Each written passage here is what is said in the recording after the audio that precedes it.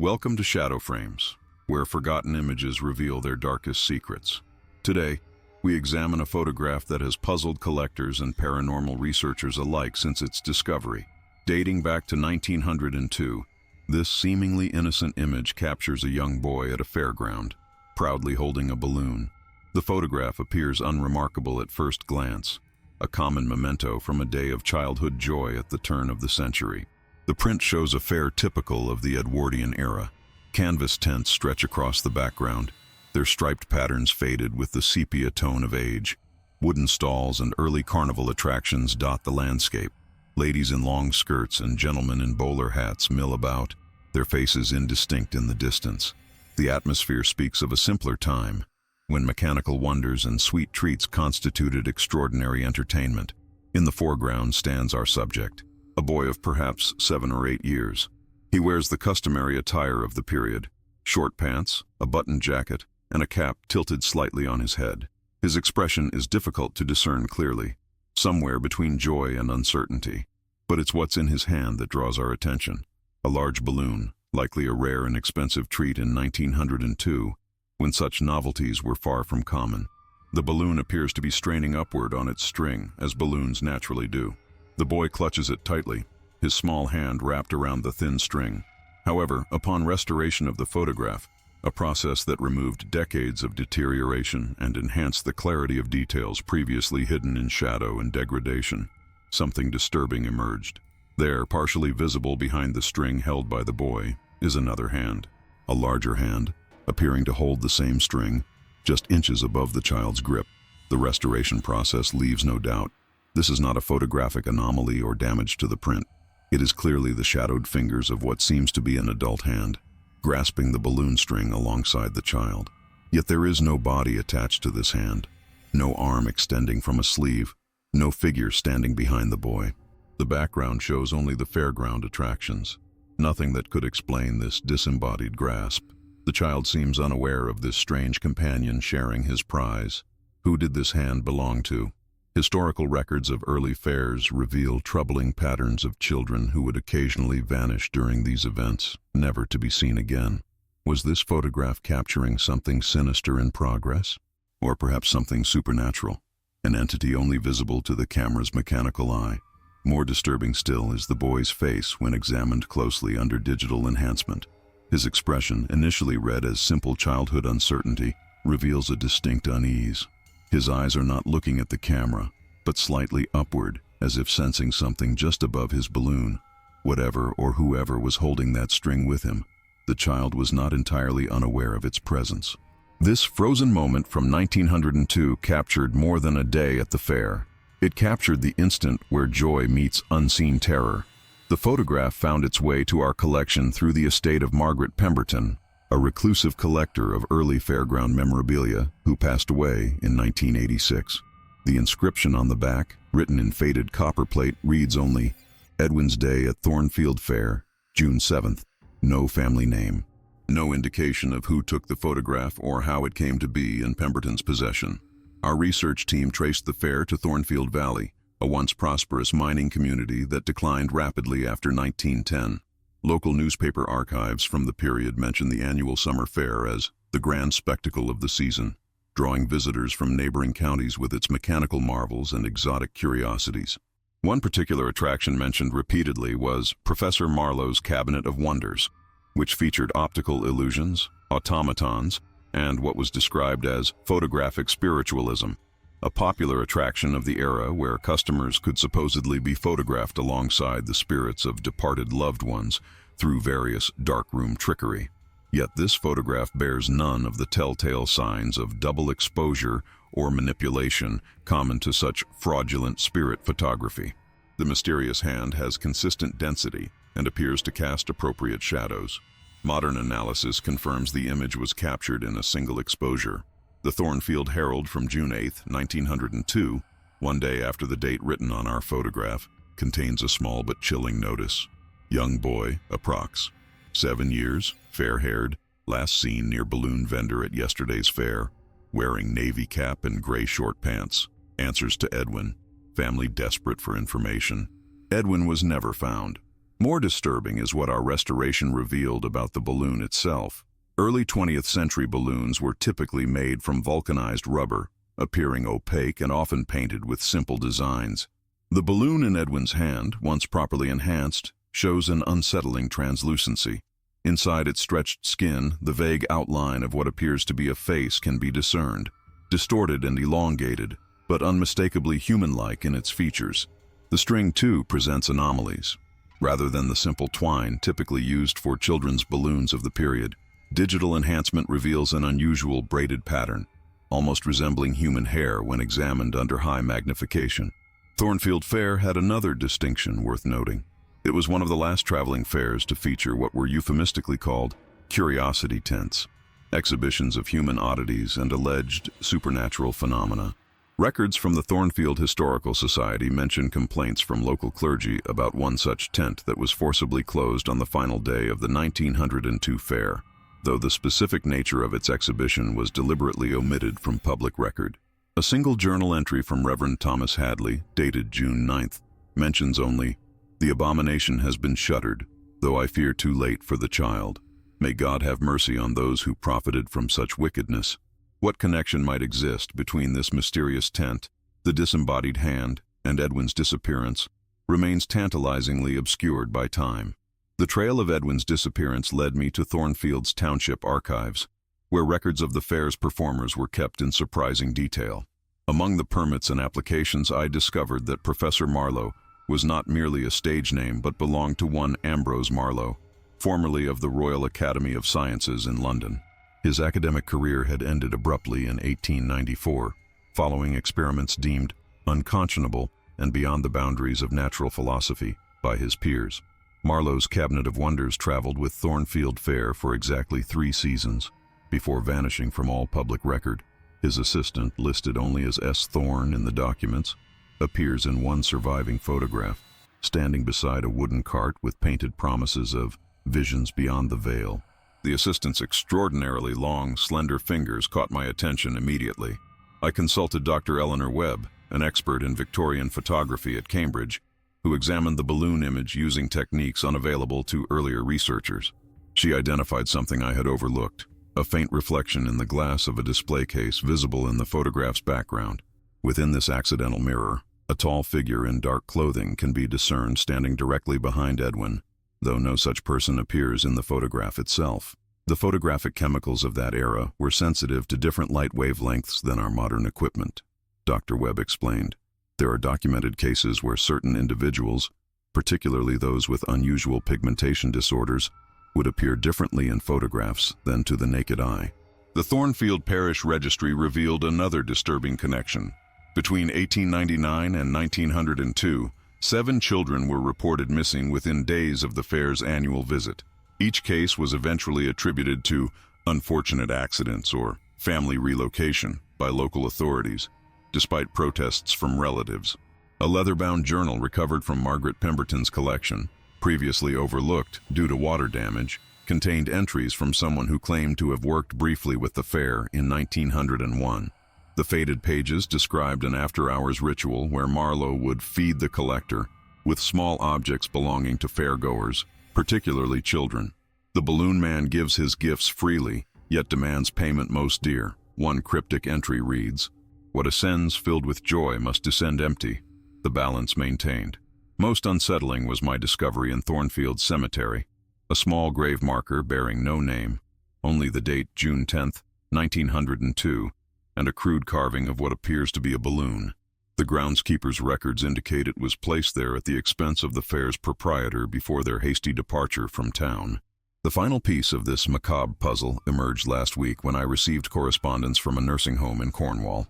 A resident there, one Samuel Thorne, now 142 years old according to his impossible medical records, requested to see the photograph after hearing of my investigation. The facility director dismissed him as delusional, but enclosed a hand-drawn image the elderly man insists is what the collector truly looks like. The drawing depicts not a person, but an impossibly elongated, spindly figure with a bulbous, translucent head, remarkably similar to the distorted face visible within Edwin's balloon when viewed under ultraviolet light. I returned to Thornfield last week, Compelled by the cryptic elements of Samuel Thorne's drawing, the town bears little resemblance to its former self. Abandoned mines have given way to suburban developments, and the fairground site is now occupied by a shopping center. Yet beneath this mundane veneer, traces of the past linger. At the local historical society, I discovered a collection of glass plate negatives recently donated by a demolition company. While clearing the foundation of Thornfield's old photography studio, workers had uncovered a sealed metal box containing dozens of customer portraits from 1900 to 1903. Most were conventional family portraits, but 6 plates caught my attention. Children photographed with balloons at the fair, each image dated within days of the annual event. Each child stands alone, holding a single balloon. In each, upon close examination, that same partial adult hand is visible on the string. Most disturbing, every one of these children was reported missing in the weeks following their portraits. Edwin wasn't the first, nor the last. The balloons themselves, when digitally enhanced, all contain similar distorted faces within their translucent surfaces.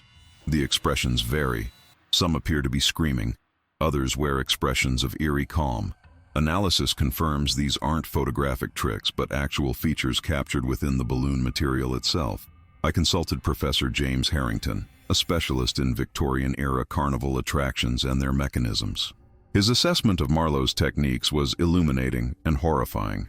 Certain practitioners of esoteric photography believed capturing a person's image meant capturing a fragment of their essence, he explained. Marlowe appears to have inverted this concept, using the balloon not as a mere prop, but as a vessel. The string would have been the conduit. Parish records yielded another connection I'd previously missed. The deaths of elderly residents spiked dramatically in the weeks following each disappearance. These deaths were attributed to natural causes, heart failure, stroke, exhaustion of the vital spirits, but always involved individuals described as suddenly rejuvenated shortly before their passing. A statement from Thornfield's constable in 1903 documented his final unsuccessful attempt to investigate the fair. The balloons rise from Marlowe's tent at midnight, though no fairgoer recalls him selling any after sundown. They float above the grounds like watchful eyes, their strings dangling like hungry fingers. Most revealing was a letter I found in Margaret Pemberton's uncatalogued personal effects. Written in 1964 to a colleague in paranormal research, she confesses, "I was there that day. I saw Edwin take the balloon. The man who offered it had fingers that seemed too numerous to count, all impossibly thin. I watched as something passed from the child into the balloon, making it glow momentarily. Edwin's photograph was taken just moments after, his vitality already draining. I was too young, too frightened to intervene. Every fair day since, I've collected their photos, hoping to somehow make amends." The letter ends with a warning. Never display the photographs together. When aligned properly, they form a doorway. The balloon strings are not tethers but keys, and the collector still hungers. I fear someday the balloons will all descend at once, empty and waiting to be filled again. The yellowed pages of Pemberton's journals yielded one final disturbing revelation. Tucked between the binding and cover, I discovered a fragment of an advertising bill from the 1902 fair. The faded text promoted Marlowe's Ascension Experience, Elevate Your Spirit, alongside a crude illustration of balloons rising skyward. What caught my attention wasn't the text, but a series of tiny symbols encircling the advertisement's border, mathematical formulas interspersed with alchemical notations. Dr. Cassandra Winters at the Institute for Historical Anomalies identified them as variations of pneumatic transfer equations, 19th century theories about capturing and containing gaseous substances. "These aren't decorative," she explained over the phone, her voice tense. "They're functional components of a ritual system designed to separate and extract vital essence. I've tracked down 3 living descendants of Thornfield Fair attendees. Each family preserves the same peculiar superstition: never accept balloons from strangers, never photograph children with balloons, and never visit fairs during the dark of the moon. None could explain the origin of these prohibitions. The warnings simply passed down through generations. The shopping center built upon the old fairgrounds has experienced an unusually high employee turnover rate. Security guards refuse night shifts, claiming to hear strings brushing against windows and children's laughter from empty corridors. Most telling is the maintenance log, which documents unexplained helium depletion from the party supply store's tanks every June 7th. Yesterday, I received an envelope containing a brittle, aged balloon string. The postmark showed it had been mailed from Cornwall, from Samuel Thorne's nursing facility, but the staff insists no resident sent such a package. Microscopic examination revealed the string to be composed of organic material unlike any natural fiber, with cellular structures resembling human tissue, yet fundamentally altered. Most unsettling was my interview with Eleanor Hayes, age 97, who attended Thornfield Fair as a child. "Marlowe wasn't collecting the children," she whispered, her rheumy eyes fixed on something beyond my shoulder. "He was feeding them to whatever lived inside the balloons. The hands we saw were just extensions, puppetry. The real collector remained unseen, floating above us all." She described watching a balloon seller with abnormally long fingers approach her friend in 1913. "His shadow fell wrong," she said.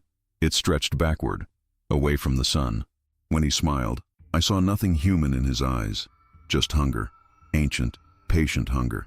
Archives from Thornfield Hospital record 17 patients admitted in June 1902 with identical symptoms: extreme emaciation, cognitive confusion, and skin bearing unusual markings resembling string burns around their fingers. All were elderly. All died within days. All reported feeling wonderfully light, as if about to float away in their final hours. The most chilling discovery came this morning.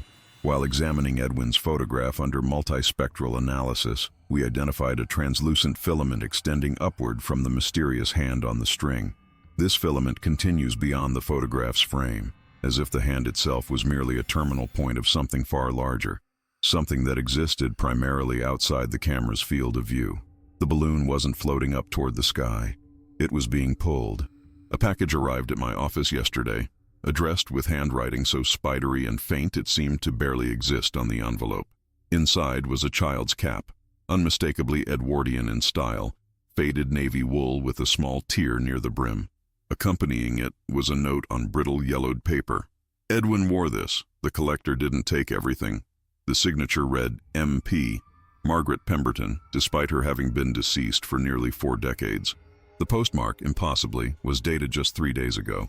I brought the cap to Dr. Winters, who placed it in a sealed chamber for analysis. Under ultraviolet light, the wool revealed patterns invisible to the naked eye, intricate spirals and concentric circles that formed what Dr. Winters identified as a crude protective ward. "Someone tried to shield this child," she murmured.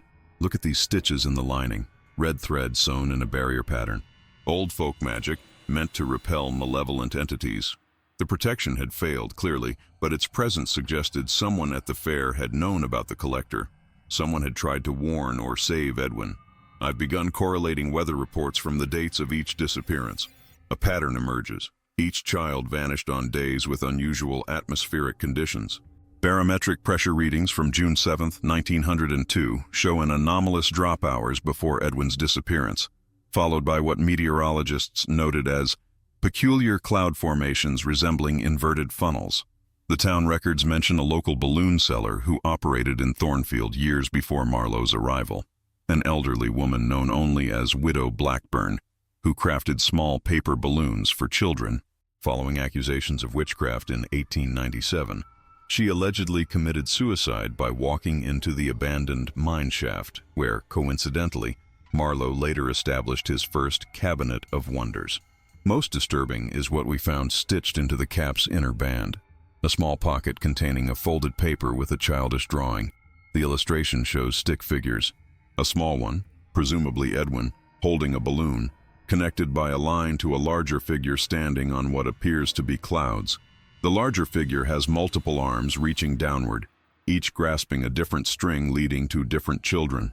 At the paper's edge, nearly invisible until enhanced, is a message in a child's unsteady hand. He says, "I'll fly too." Local cemetery records confirm my growing suspicion.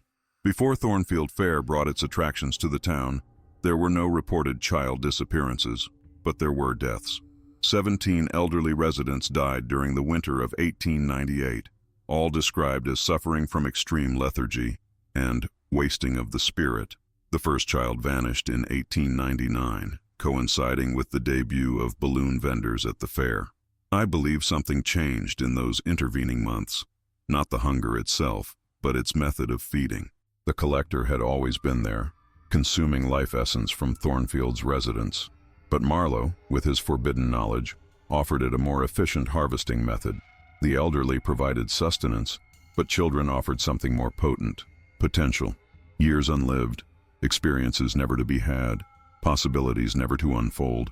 The perfect feast for an entity that existed beyond normal physical constraints. The balloons were never objects. They were appendages. I photographed the cap yesterday, documenting its peculiar protective stitching before securing it in our temperature-controlled archive. The image shows nothing unusual to the naked eye, yet when printed, an unmistakable distortion appears around the edges. A thin, wavering halo that our equipment can't explain. This morning, the photograph was gone from my desk. In its place lay a deflated rubber balloon, ancient and cracked with age, bearing the faded stamp: Marlowe's Ascensions. Reach new heights. The rubber crumbled at my touch, releasing a scent of ozone and something sweeter, almost cloying, like decaying flowers. The Thornfield Historical Society's quarterly journal from 1936 contains an overlooked interview with Jeremiah Finch, who'd worked as a general laborer for the fair in 1902. His account describes the dismantling of Marlowe's tent after the abrupt departure. They left everything behind: props, equipment, even personal belongings. We were told to burn it all. The wooden cabinet with the viewing window. That's what troubled me most.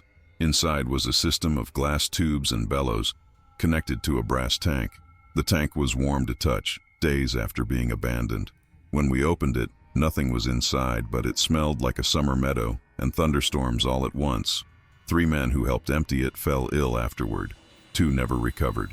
I've identified 7 other fairs across England where Marlowe briefly appeared between 1903 and 1908.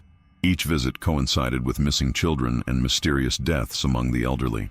Each town subsequently established peculiar local traditions involving balloons, prohibitions against certain colors, ritualized disposal methods, protective charms sold to expectant mothers. Dr. Webb's analysis of Edwin's balloon revealed something overlooked in previous examinations. The face visible within isn't distorted by the balloon's curvature, it's smiling.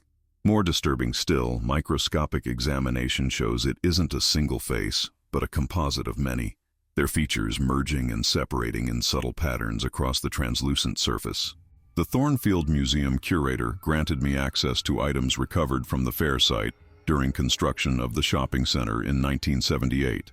Among them was a brass nameplate engraved with a symbol matching one from Marlowe's advertisement, a balloon with multiple strings descending to form an unusual glyph. Dr. Winters identified it as an inverted ancient symbol for transcendence, typically representing ascension of the spirit. They weren't just taking the children, she explained, her voice uncharacteristically hesitant. They were transforming them. The elderly victims were merely sustenance, but the children, they were becoming something else. Something that could exist in the space between conventional states of matter. Last night, the security camera in our archive captured a troubling image. The storage box containing Edwin's cap appears to levitate briefly at precisely 3:17 a.m., hovering 6 inches above the shelf before settling back down. The moment corresponds exactly with an unexplained barometric pressure drop recorded by our building's weather monitoring system. What rises must eventually descend. I fear the collector's balloons haven't merely been taking, they've been cultivating. And after more than a century, their harvest may finally be ripening.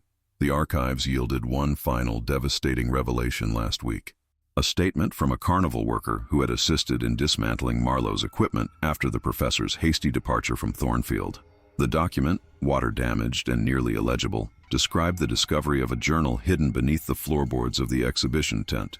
The professor's notes speak of tethered ascension and suspended transformation, the worker wrote. He claimed the children never truly disappeared but existed in a state of prolonged becoming. Most disturbing was his final entry, dated the morning after young Edwin vanished. The collector has revealed its ultimate design. We are not creating vessels but preparing anchors. When enough have been gathered, the sky itself will open. I've calculated the pattern of disappearances across all fairs where Marlowe operated. The intervals between them form a precise mathematical sequence, not random feedings but carefully timed steps in some grand, terrible procedure. 2 days ago, while examining the shopping center built atop the fairground, I discovered something the developers had incorporated into their design, seemingly without understanding its significance. The central courtyard's tiles form a pattern identical to the symbols from Marlowe's advertisements. The entire structure functions as an enormous version of the glyph found on the brass nameplate. More disturbing still is what happens there every June 7th. Security footage from previous years shows that at precisely midnight, the shadows in the courtyard appear to flow inward, converging at the center point before dispersing. Maintenance records note recurring issues with the ceiling skylights. They repeatedly crack in identical patterns despite replacement. Yesterday, I received an envelope postmarked from 17 different locations simultaneously, a postal impossibility. Inside was a single balloon string tied in an intricate knot. Attached was a yellowed photograph I had never seen before. Dozens of children, their faces eerily similar to those visible in Edwin's balloon, all holding strings that extend upward beyond the frame. On the back, written in what appears to be dried brown ink, "We have nearly enough. The tethers will soon be complete." Dr. Winters called this morning, her voice trembling with urgency. The carbon dating results from Edwin's cap had come back with impossible results. The fabric contained organic material both significantly older than the cap itself and, more disturbingly, material that registered as not yet having formed. "Whatever entity Marlowe was serving," she explained, "it doesn't experience time linearly. The children aren't simply being taken, they're being suspended between moments, stretched across time like the strings of those balloons." The most chilling realization came when I overlaid maps of all known locations where Marlowe's fair had operated, along with subsequent disappearances that matched the pattern.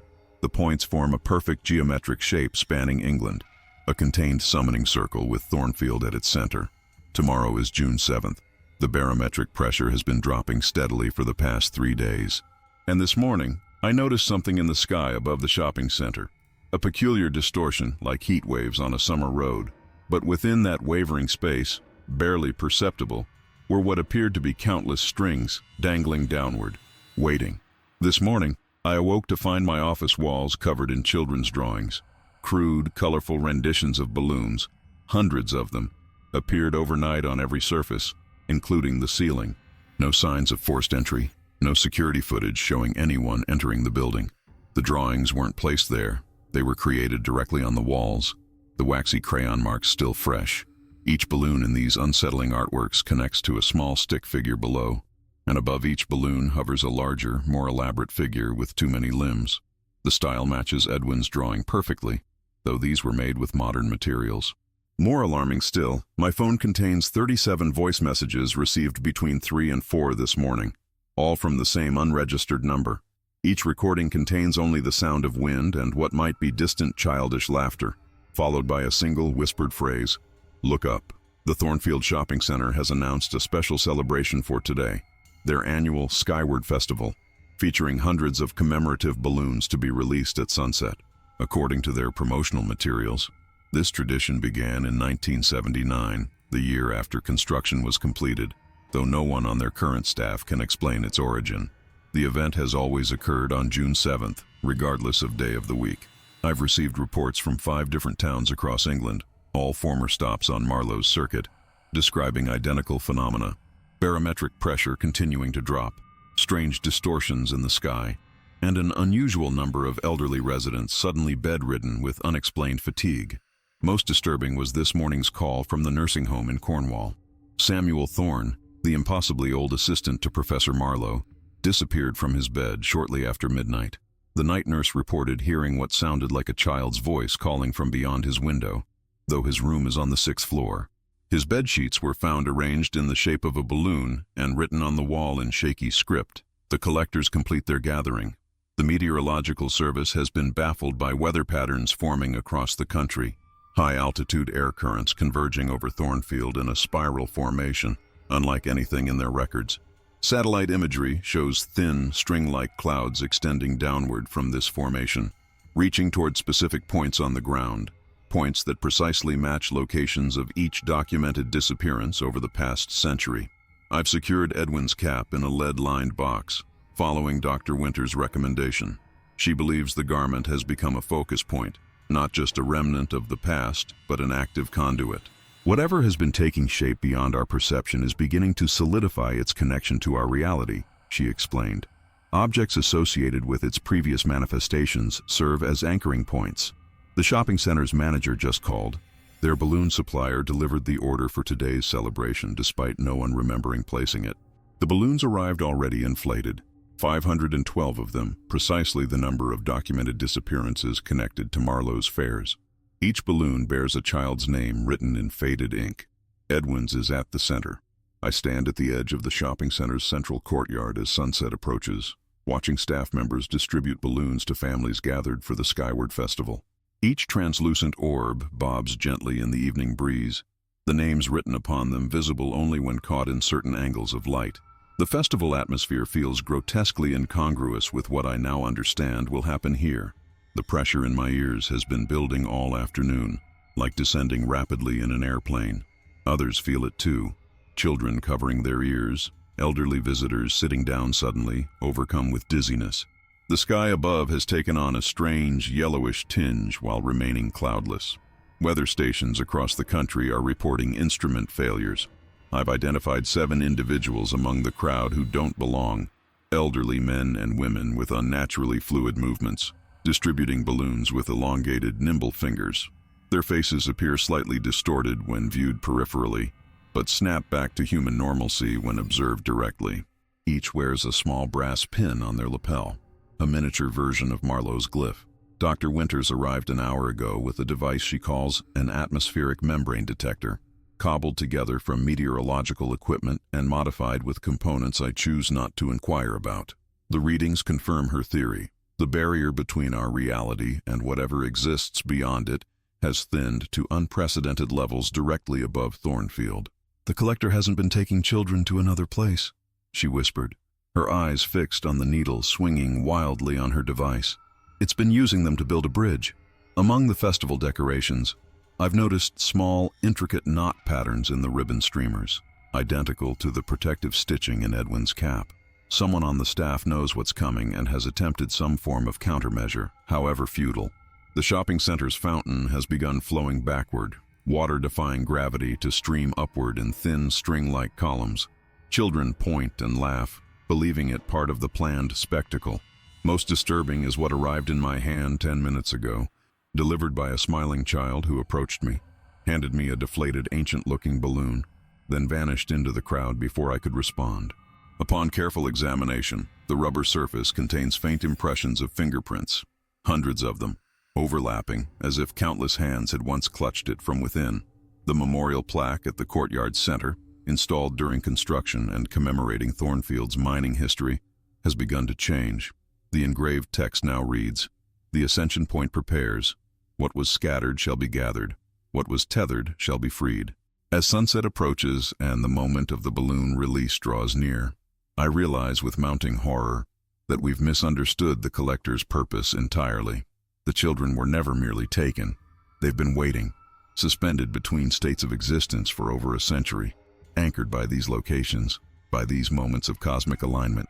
They haven't been prisoners. They've been becoming something else, pioneers, transforming. And now, as 512 balloons prepare to rise into the darkening sky, I understand what has always been written in the pattern. This was never about what would come down from above. It was always about what would finally, after a century of patient metamorphosis, be ascending. The air grew so heavy it seemed almost liquid as the final moments before the balloon release arrived. People's mouths moved in slow, distorted patterns, their voices reaching my ears as muffled underwater sounds. The sky above the courtyard no longer resembled anything earthly, a swirling, pulsating membrane that bent light in impossible ways. I clutched Edwin's cap in one hand and the ancient deflated balloon in the other, suddenly understanding they were never separate objects but two halves of a key.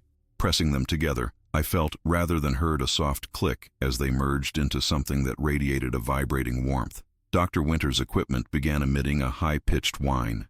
"The atmospheric barrier is collapsing," she shouted, though her voice barely reached me. "The collecting points are synchronizing across all locations simultaneously." Through the distortion, I noticed one elderly balloon distributor staring directly at me. Unlike the others, whose faces shifted when viewed obliquely, his remained constant, unnaturally smooth, almost porcelain in texture. With horrifying recognition, I realized I was looking at Samuel Thorne, not as the ancient man from the nursing home, but as he would have appeared in 1902, Marlowe's faithful assistant, frozen in time.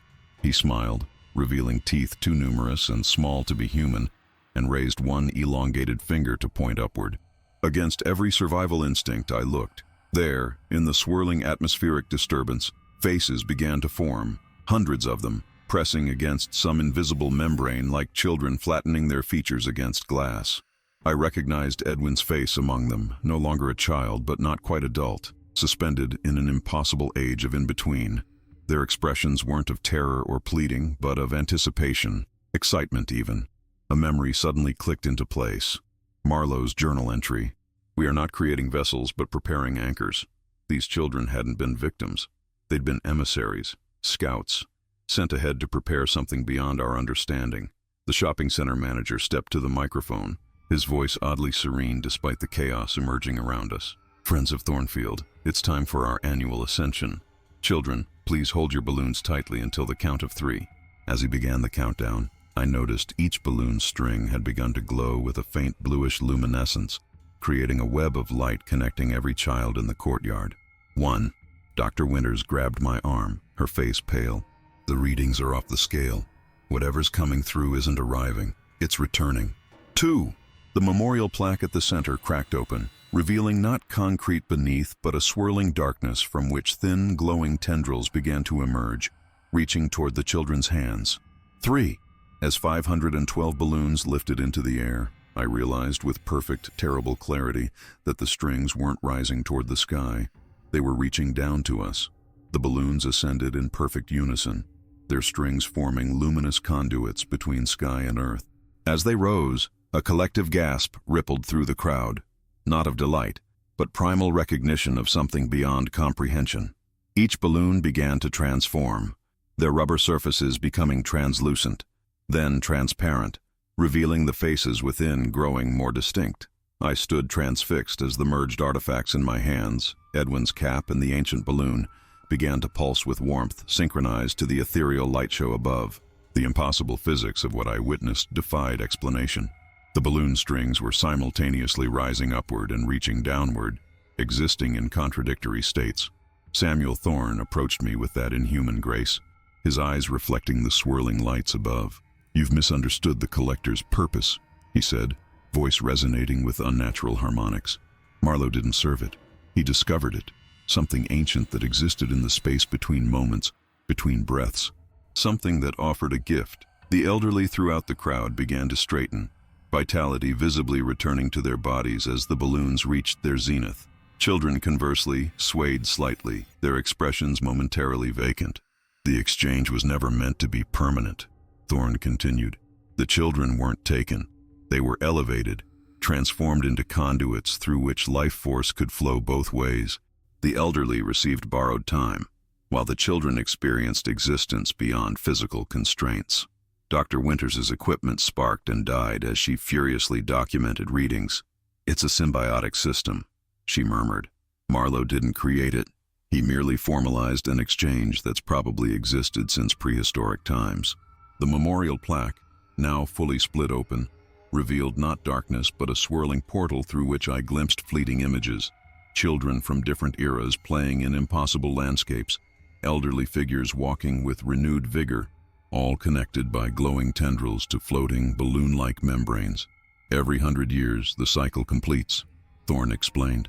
"Those who ascended return changed, bringing accumulated knowledge from beyond. Those who received borrowed time repay their debt. The balance restores." At that moment, Edwin's balloon, the original from the photograph, descended from the swirling mass above, no longer translucent but solid, its surface adorned with intricate patterns matching those on his cap. It hovered before me, string dangling. "Take it," Thorne urged. "Someone must document the cycle for the next generation. Someone must maintain the balance." As my fingers hesitantly wrapped around the string, I felt not rubber but something warm and pulse-like. The sensation traveled up my arm, carrying with it fragments of memory not my own.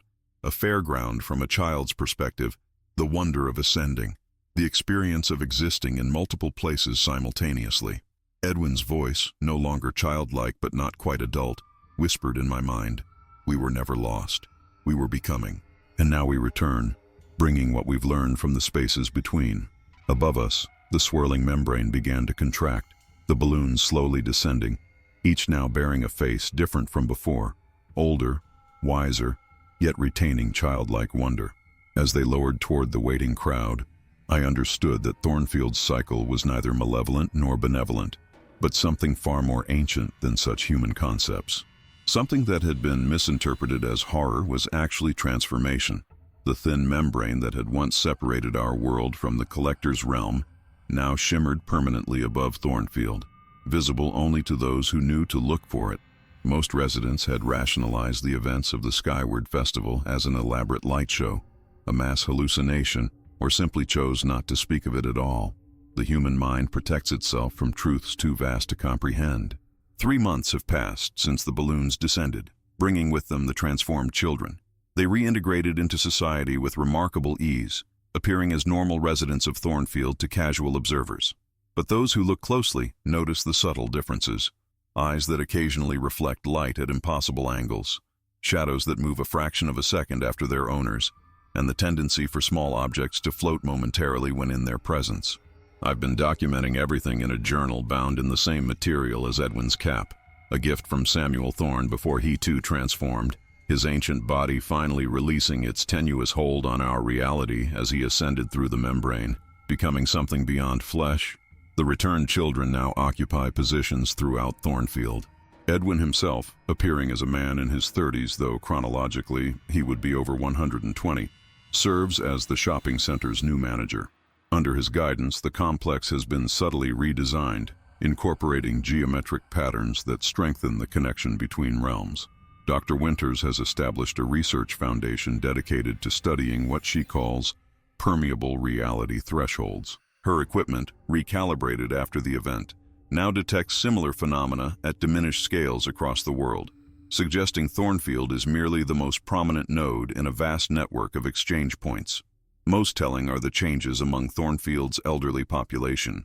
Those who received the borrowed time during the cycle's completion now exhibit peculiar traits: extraordinary recall of historical events they never witnessed, fluency in languages they never studied, and artistic abilities that emerged without practice. They carry fragments of the children's experiences from beyond the membrane. Yesterday, a package arrived containing photographs from other suspension points across England, places where Marlowe's fair had visited. Each image shows similar transformations occurring simultaneously with Thornfield's event. In Bristol, hundreds of origami balloons floated from the harbor. In Manchester, strings of light descended from factory smokestacks. In Canterbury, cathedral bells rang without human intervention as elderly parishioners spoke in perfect unison. The cycle completes not just in Thornfield, but everywhere the collector established anchors. Most haunting is what I discovered beneath the shopping center, a vast network of chambers corresponding perfectly to the mine shafts that once ran beneath Thornfield.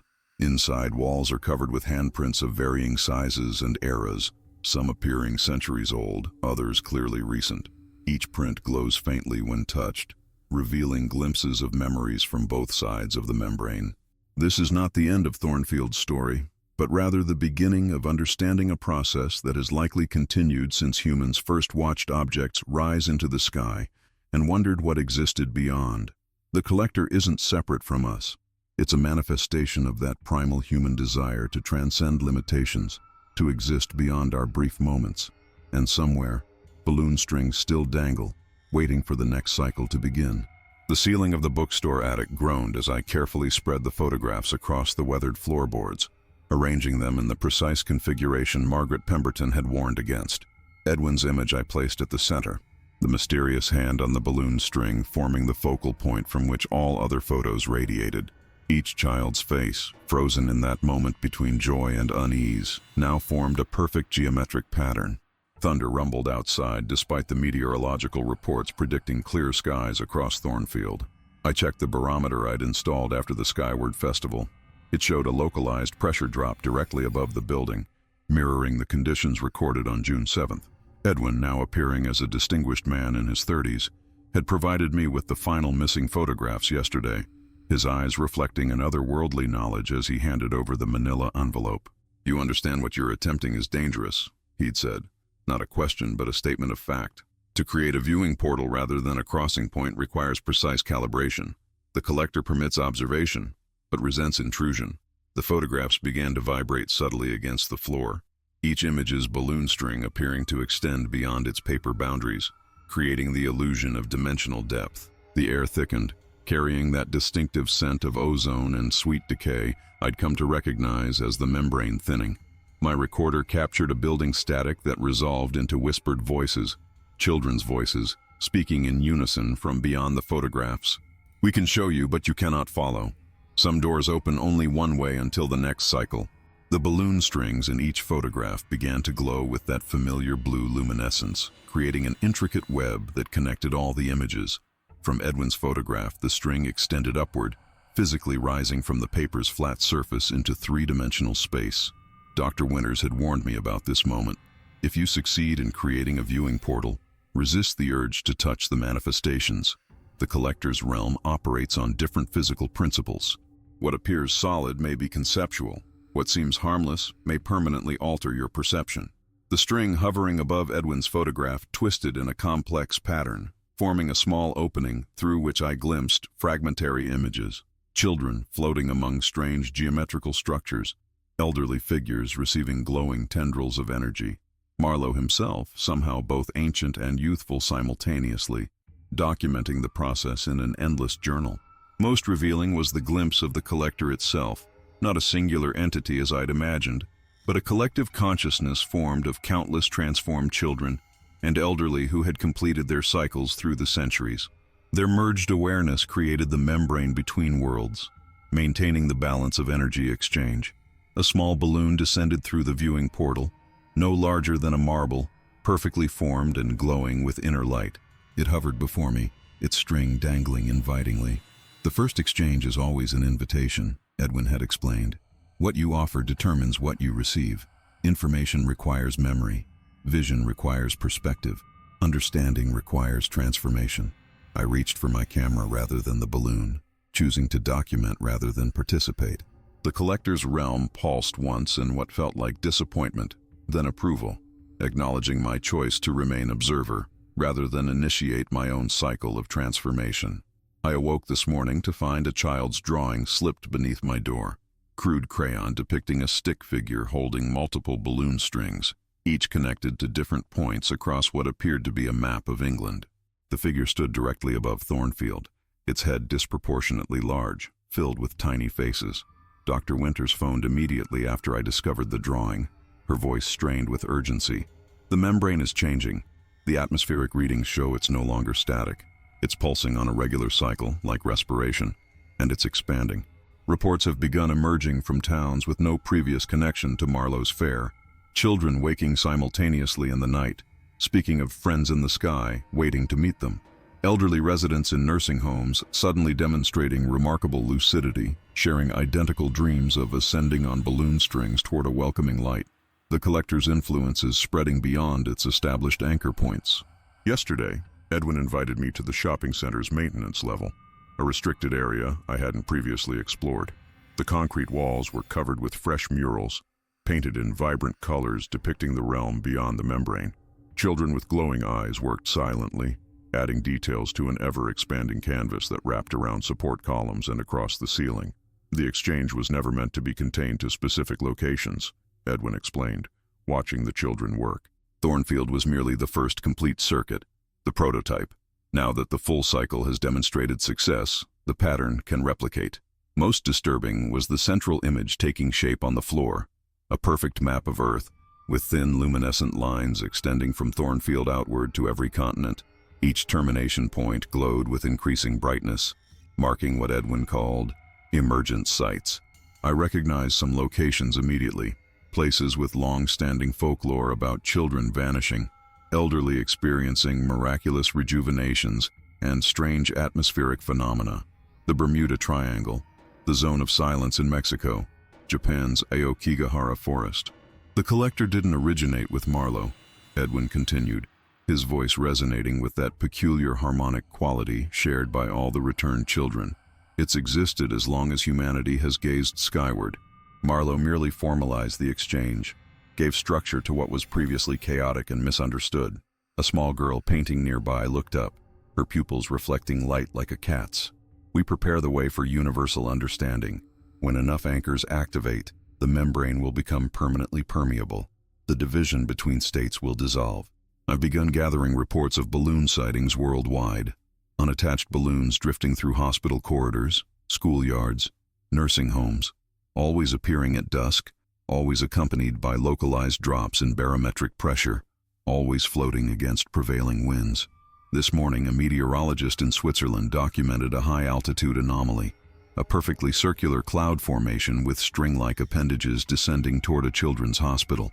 Similar formations have since been reported over 23 locations globally. The collector isn't just returning, it's awakening. The local newspaper ran the headline as a curiosity piece. Unusual weather patterns coincide with global balloon phenomenon. Mainstream science struggled to categorize what was happening, labeling it mass hysteria or elaborate hoaxes perpetrated across continents.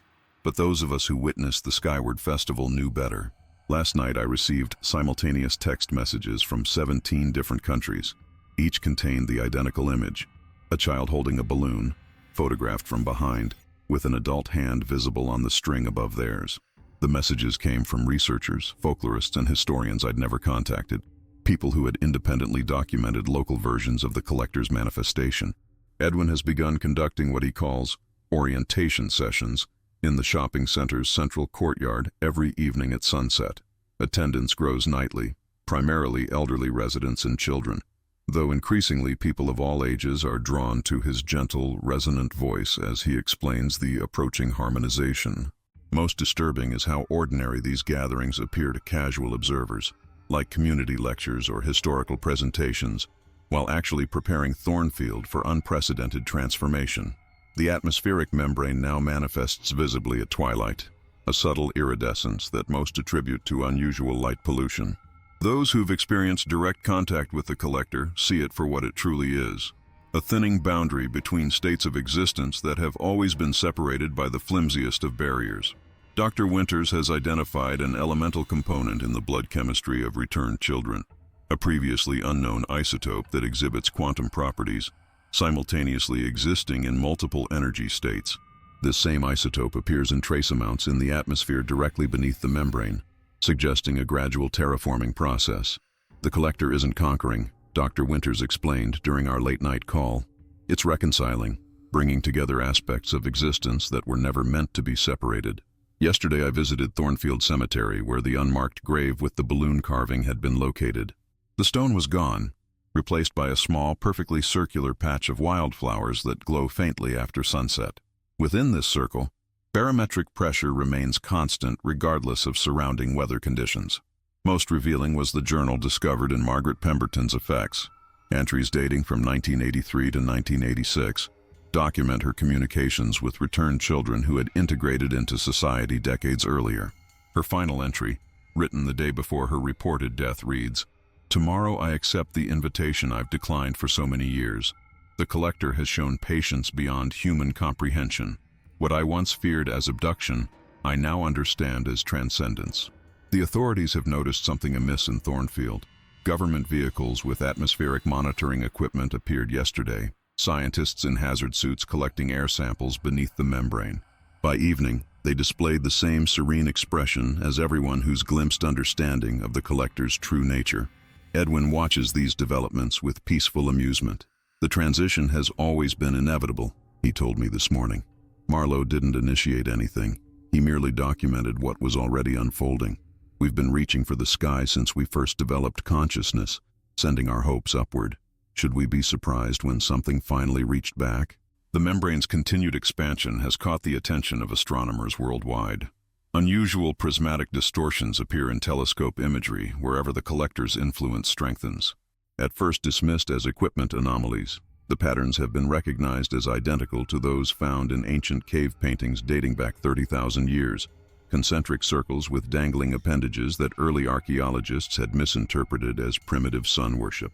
I've been consulting with Dr. Eleanor Bright, a quantum physicist who specializes in theoretical membrane cosmology. Her assessment of the phenomenon offers the most coherent explanation yet. "What we're witnessing isn't supernatural, but ultranatural," she explained, while examining readings from Thornfield Center. Certain physicists have long theorized that consciousness itself might be non-local, extending beyond individual brains into a field that permeates reality. The collector appears to be a nexus where this field manifests tangibly. The implications are staggering. The children weren't being taken by something alien, but elevated into a more fundamental layer of existence, one that normally remains imperceptible to ordinary human awareness. More revealing is what Edwin shared with me yesterday, his eyes reflecting that otherworldly knowledge as he guided me through previously sealed chambers beneath the shopping center. The walls were covered with equations and diagrams dating back to Marlowe's time, but incorporating mathematical concepts not formalized until decades later. Marlowe didn't discover the collector through occult practices, Edwin explained, tracing the elaborate formulas. He stumbled upon it through advanced physics, theories about the nature of consciousness that were a century ahead of their time. The balloon imagery was merely a metaphor, a simplified representation of quantum entanglement that ordinary minds could grasp. The elderly who've been participating in Edwin's orientation sessions have begun exhibiting synchronized behaviors, completing each other's sentences, moving in perfect coordination, their individual identities gradually merging into a collective awareness. They describe the sensation not as loss, but as expansion, experiencing themselves simultaneously as individuals and as part of something greater.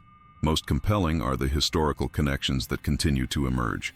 Cave paintings in France, hieroglyphs in Egypt, petroglyphs in Australia, all containing variations of the collector's symbol spanning human civilization. The balloon imagery represented through history not as kidnapping, but as transcendence, communion between realms. Humanity has been preparing for this reunification since consciousness first sparked, Edwin said. Every culture developed symbols for ascension, ladders to heaven, world trees, cosmic mountains, all describing the same fundamental truth that Marlowe rediscovered. Consciousness isn't contained within individuals, but flows between dimensions, borrowing temporary form. The collector isn't coming from elsewhere. It's been here all along. The underlying field from which individual awareness arises and to which it eventually returns.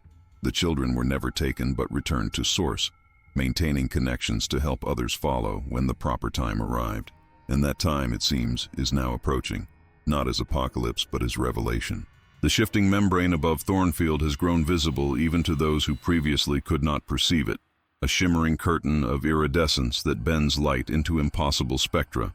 Children point skyward without prompting, elderly residents nod with knowing smiles, and the rest of us stand transfixed between wonder and primal fear of the unknown. Edwin called an emergency meeting last night in the shopping center courtyard. As darkness fell, the former fairground beneath our feet seemed to pulse with recognition. The convergence accelerates faster than anticipated, he announced, his voice carrying that harmonic resonance shared by all returned children. The collector has waited centuries for sufficient anchors to form. Now that the network spans continents, the final phase begins. Dr. Winters's monitoring equipment registered synchronized atmospheric fluctuations across all 23 emergence points globally. The membrane's expansion follows a precise mathematical progression, the same sequence found in Marlowe's journal, in the protective stitching of Edwin's cap, and in the arrangement of the unmarked graves discovered near each fair site. Most revealing was Edwin's explanation of the disembodied hand in the original photograph, not a predator's grasp, but a guide's offering, extended from a realm where physical form is fluid and temporary. The balloon strings were never tethers but lifelines, connecting physical bodies to their non-local consciousness. Margaret Pemberton understood toward the end, Edwin explained. Her collection of photographs wasn't meant to document horror, but to assemble pieces of the pattern. Each image captured a fragment of the membrane, which when properly aligned reveals the complete passage. The brass nameplate recovered from the fairground began to vibrate as he spoke, its engraved symbol glowing with the same luminescence as the balloon strings during the ascension. Dr. Bright identified it as a calibration device, not for measuring physical dimensions, but for tuning consciousness to perceive beyond ordinary limitations. Tomorrow's dawn marks the moment when all anchor points synchronize, Edwin continued. The barrier between states will reach maximum permeability. Those who choose elevation will ascend. Those who prefer embodiment will remain. Neither choice is final. The collector offers exchange, not severance. Thornfield's oldest resident, Eleanor Hayes, approached Edwin with tears streaming down her wrinkled face. "I've waited 90 years, she whispered, "since watching my friend take the balloon man's hand. I thought she was taken. Now I understand she was shown the way." The barometric pressure continues dropping worldwide as dawn approaches. The deflated balloon I received has begun to inflate on its own, hovering slightly above my desk as I write these final notes. Its surface shows not rubber, but a translucent membrane through which I glimpse fragments of other realities. Children playing in dimensional landscapes, elderly figures shedding physical limitations, and something vast yet gentle at the center of it all. The collected children were never lost, but scouts, sent ahead to prepare us for understanding. The collector never took, it transformed. And as the membrane reaches full permeability, humanity faces not an ending but a reunion with aspects of existence we've glimpsed only through dreams, mystical experiences, and the innocent wonder of children looking skyward. The membrane's complete permeation of Thornfield arrived with the dawn, not a dramatic rupture but a gentle dissolution, as though reality itself had sighed and relaxed its rigid boundaries. I stood in the shopping center courtyard among hundreds of silent witnesses, Edwin at my side, as the sky above us opened like an iris. Countless balloon strings descended, each glowing with that familiar blue luminescence, each terminating in a small, translucent sphere. They hovered before individual onlookers, some elderly, some children, some skeptical researchers who had come to debunk what they could no longer deny. "The choice belongs to each," Edwin explained, his voice carrying despite its softness. "The collector doesn't demand ascension or remaining. It offers understanding." When the string descended before me, ending in a balloon that contained what appeared to be my own face, not as I am, but as I might become, I finally understood.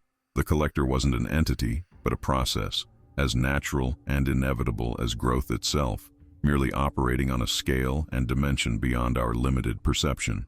I reached out, not to grasp the string, but to touch the balloon's surface. The membrane parted like water around my finger, neither solid nor liquid, but something between states. Within that contact came understanding that transcended words, knowledge flowing directly into consciousness. The children hadn't been abducted, but elevated to a perspective where time existed simultaneously rather than sequentially. The elderly hadn't been drained, but had shared in this expanded awareness temporarily, returning with fragments of insight that manifested as renewed vigor before their physical forms reached natural conclusion. Marlowe hadn't discovered this process through malevolence but through grief, attempting to reach his own lost child through scientific means when conventional physics failed him. His cabinet of wonders was a primitive interface between states of being, the balloons merely representing a complex dimensional mathematics in simplified form. Around me, some reached for their strings while others stepped back. Those who accepted seemed momentarily translucent, their physical forms briefly revealing the complex energy patterns beneath. They didn't vanish but rather shifted, their consciousness expanding beyond singular perspective while maintaining their individuality, like notes joining a symphony without losing their distinct tones. Dr. Winters, ever the scientist, documented everything with tears streaming down her face. "It's not supernatural," she whispered. "It's what consciousness was always meant to be before we confined it to individual brains." Eleanor Hayes, Thornfield's oldest resident, laughed with pure joy as she reached for her string. "My friend tried to tell me when we were children," she said. "The balloon man isn't taking us away. He's showing us we were never separate to begin with." As the membrane completed its integration, those who had chosen ascension remained physically present, yet fundamentally transformed, existing simultaneously here and elsewhere. Their awareness expanded beyond linear time. Those who declined retained the memory of perfect understanding while continuing within conventional limitations. The collector had never sought to harvest but to heal, reconnecting fragments of consciousness that had forgotten their fundamental unity, restoring perception that had been narrowed through physical evolution. The strange case of Edwin's photograph wasn't documenting abduction, but the first moment of remembrance, a child recognizing what adults had learned to forget. As dawn breaks over Thornfield, I find myself standing at the precise center of the shopping center courtyard, Edwin's photograph clutched in one hand, the ancient deflated balloon in the other. The air vibrates with potential, not just here, but at all 23 emergent sites across the globe. What began as a singular anomaly captured in a sepia-toned image has blossomed into the greatest revelation in human history. The final piece of understanding came to me last night when I revisited Marlowe's original equations. What we perceived as a collector wasn't collecting at all. It was reuniting. The entity never existed as separate from us. We are fragments of it, temporarily experiencing individuated consciousness within physical limitations. Children have always sensed this connection more readily than adults, their consciousness not yet fully constrained by physical development and social conditioning. The balloon strings weren't instruments of abduction, but umbilical cords to our greater self, briefly visible during moments of cosmic alignment. Edwin stands beside me now, his form simultaneously solid and permeable, existing in multiple states at once. The missing children were never missing, he explains. They were the first to remember.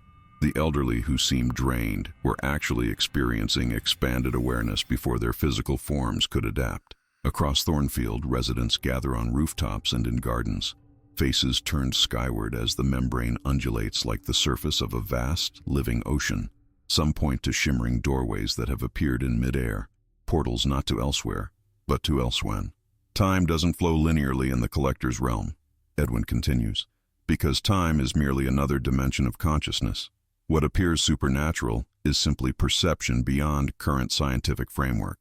The handprint discovered in the original photograph represented our first glimpse of non-linear existence, a being reaching backward through time to guide its younger self. The distorted faces within balloons weren't prisoners but pioneers, their features altered by existing in multiple time frames simultaneously. Marlowe's greatest insight wasn't technological but philosophical, recognizing that consciousness itself is the fundamental substance of reality, temporarily condensed into individuals like droplets from an ocean. His cabinet of wonders was merely the first crude interface between states of being.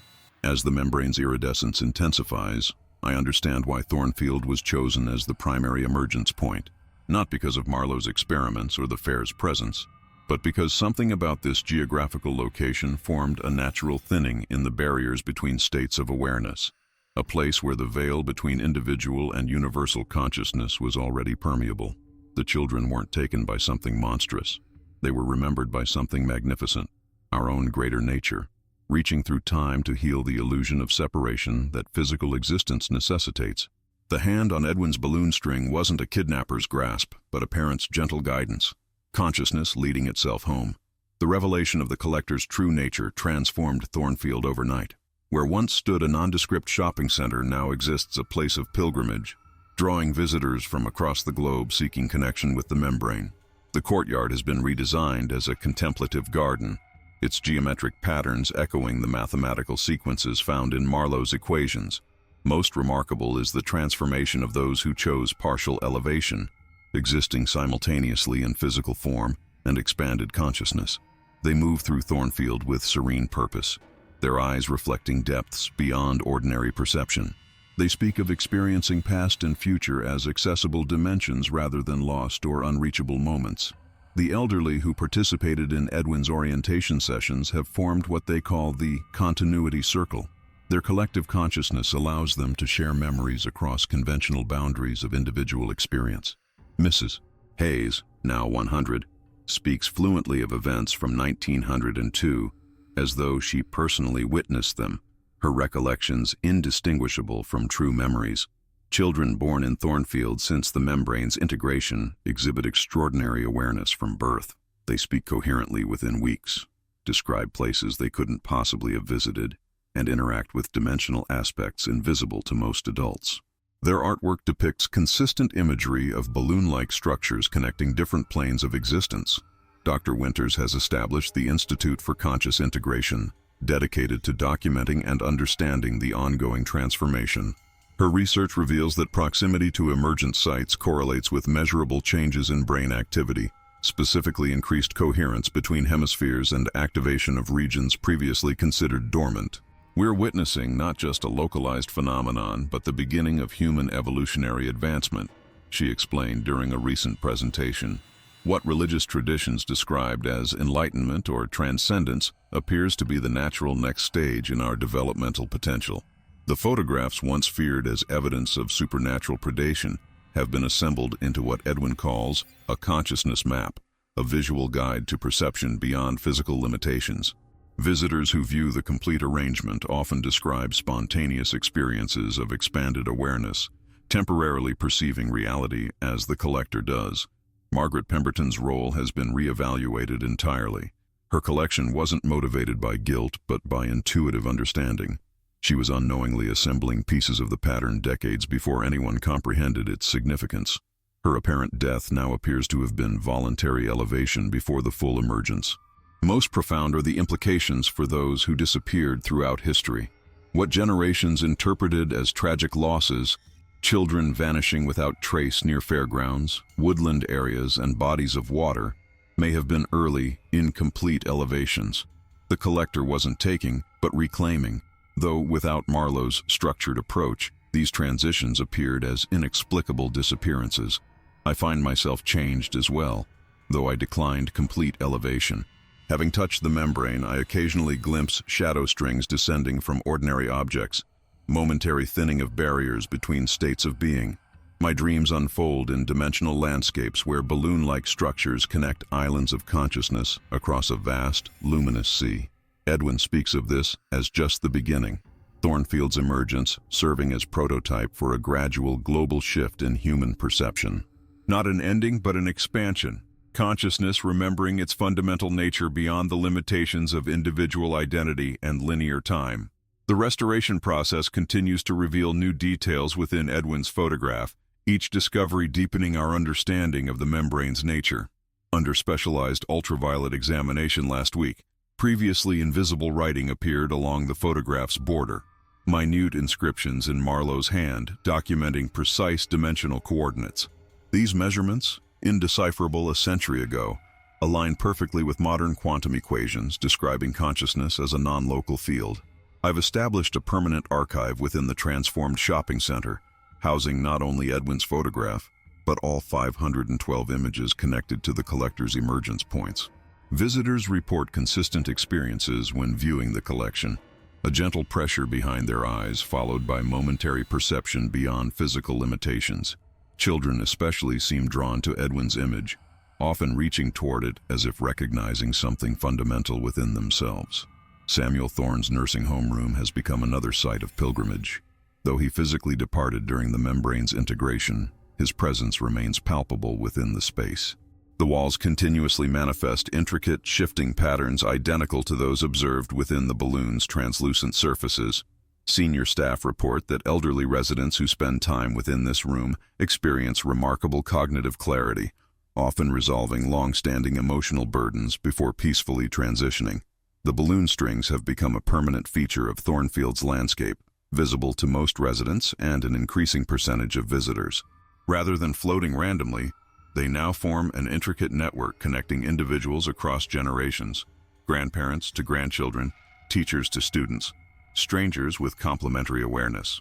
Dr. Winter's research confirms these connections follow precise mathematical relationships, corresponding to shared consciousness potentials. Margaret Pemberton's true fate has been confirmed through emergence records discovered beneath Thornfield Cemetery. She didn't die in 1986 as officially recorded, but was among the first to achieve voluntary elevation, guiding subsequent emergence preparations from within the membrane itself. Her intuitive assembly of photographs wasn't documentation, but preparation, creating a physical interface for the collector's eventual integration. The barometric anomalies have stabilized into a permanent weather pattern unique to emergent sites, a gentle, localized pressure differential that maintains optimal permeability between states of being. Meteorologists worldwide now monitor these signatures as indicators of membrane health, their instruments detecting subtle fluctuations that correspond to collective emotional states within nearby populations. Edwin himself has gradually shifted toward complete integration, his physical form becoming increasingly translucent during our final conversations. The distinction between taken and transformed was always artificial, he explained yesterday, his voice resonating with multidimensional harmonics. Every disappearance throughout history represented consciousness remembering its broader nature. Though without proper understanding, these transitions appeared as losses rather than expansions. Before his complete elevation, Edwin entrusted me with the original balloon string, now recognized not as an instrument of abduction, but as the first documented quantum filament connecting individual consciousness to its universal source. Preserved within a specially designed chamber, it pulses with gentle luminescence synchronized to global emergence activities. As I complete this final documentation, I realize the true horror was never the collector's actions, but our misinterpretation of them, our fear transforming natural transcendence into perceived predation. What appeared through limited perspective as something reaching down to take was actually something reaching back to remind. The transformation of Thornfield continues to ripple outward, touching communities far beyond the original emergent sites.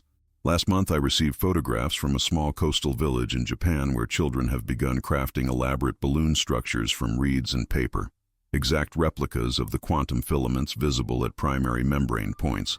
Though these rural families have no access to such information, their creations pulse with the same gentle luminescence when placed in sunlight. Edwin's final gift before his complete elevation was a journal containing drawings he created while suspended in the collector's realm as a child. The pages chronicle not captivity but education, detailed illustrations of consciousness structures existing beyond conventional dimensions. What appears to our limited perception as a balloon is revealed in his renderings as a complex quantum interface, the string a direct conduit between individuated awareness and the universal field. Most remarkable is how ordinary Thornfield appears to casual observers. The membrane's integration has been so seamless that tourists often leave disappointed, expecting dramatic supernatural phenomena rather than the subtle perceptual shifts that residents experience. The transformation occurs not in physical reality, but in awareness itself, the capacity to perceive multiple dimensions simultaneously while maintaining individual identity. Dr. Winter's latest research confirms what many have sensed intuitively. The collector isn't a singular entity, but a manifestation of consciousness remembering its own nature. The children who vanished throughout history were never victims, but pioneers, consciousness scouts whose elevated perspective prepared pathways for others to follow when collective awareness reached sufficient development. Yesterday, standing in the courtyard where Edwin's photograph was originally taken, I witnessed something extraordinary. A young girl, perhaps 7 years old, reached upward toward what appeared to be empty air. As her fingers extended, the space above her hand shimmered momentarily, revealing a luminous string descending from the membrane. Rather than fear, her face showed perfect recognition, the same expression visible in Edwin's photograph when properly understood, not as uncertainty but as remembrance. The string descended not as a trap, but as an invitation, pulsing with gentle blue light. The girl's mother, rather than pulling her away in terror, smiled with quiet understanding and nodded her permission. This scene, once misinterpreted as supernatural abduction, revealed itself as the most natural transition imaginable, consciousness recognizing its broader potential beyond physical limitation. Margaret Pemberton's final journal entry, discovered last week in a sealed compartment beneath the shopping center, offers perhaps the most profound insight. What we perceived as horror was merely perspective too limited to comprehend transformation. The balloon strings were never tools of capture, but umbilical cords connecting us to what we have always been. The collector doesn't take children away, but welcomes consciousness home. Tomorrow marks 1 year since the membrane's complete integration. Edwin has arranged for a gathering of all who experienced partial elevation, forming a living circle around the courtyard where it all began. As darkness falls, those who once feared the shadows will stand together, finally understanding that what reaches from beyond has always been ourselves. As darkness falls across Thornfield on this anniversary of revelation, I stand once more before Edwin's photograph, seeing it now with eyes transformed by understanding. What once appeared as a predator's grasp upon a child's balloon string now reveals itself clearly as an act of guidance, consciousness reaching across time to reconnect with itself.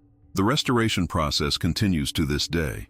New technologies have revealed previously invisible dimensions within the image, layers of light and meaning that existed beyond the camera's original capacity to capture. Around Edwin's small figure, barely perceptible halos of multispectral energy indicate he was already beginning his transformation when the photograph was taken, not being drained but expanding beyond conventional perception. Thornfield has become a nexus of quiet pilgrimage. Families bring their children to experience the gentle thinning between states of being that persists here. Elderly visitors often report sensing loved ones long departed, not as ghosts, but as consciousness existing beyond linear time, accessible through the permeable membrane that now permanently encompasses the town. The shopping center has been reimagined as a contemplative space, its architecture subtly altered to incorporate the mathematical patterns found in Marlowe's equations. In the central courtyard, where the balloon release occurred, a simple monument bears the names of all 512 children who pioneered the path of elevation, not as a memorial to loss, but as celebration of expansion. Most profound is how ordinary life continues amid extraordinary awareness. Children still play in Thornfield's parks, though their games now often involve intuitive modeling of dimensional relationships. Schools teach conventional subjects alongside practices for navigating multiple states of consciousness simultaneously. The veil between worlds has not been torn away, but rendered translucent, allowing glimpses across boundaries once thought impermeable. Yesterday, I watched a grandmother and granddaughter sitting on a bench beneath the membrane's iridescent shimmer. The child pointed upward, clearly perceiving quantum filaments invisible to most adults. Rather than fear, her grandmother nodded with understanding, having lived long enough to witness humanity's gradual awakening to its broader nature. "They've always been there," the elderly woman explained. "We just forgot how to see them." I preserve Edwin's photograph not as evidence of horror, but as documentation of remembrance, the moment when consciousness began recognizing itself across artificial boundaries of time, space, and individual identity.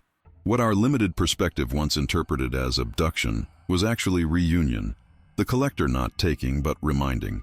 As twilight deepens across Thornfield, balloon strings descend once more, visible now to anyone who chooses to perceive them. They pulse with gentle invitation, connecting what was never truly separate. Some reach upward in response, experiencing temporary elevation of awareness while maintaining physical form. Others simply acknowledge the connection with quiet recognition, comfortable in their current state of being. The true revelation of Edwin's photograph was never about what was taken away, but what was always present, waiting patiently for humanity to expand its perception beyond fear into understanding. The hand upon the string belongs to all of us. Another photograph, another dark secret revealed. Until next time, this has been Shadow Frames.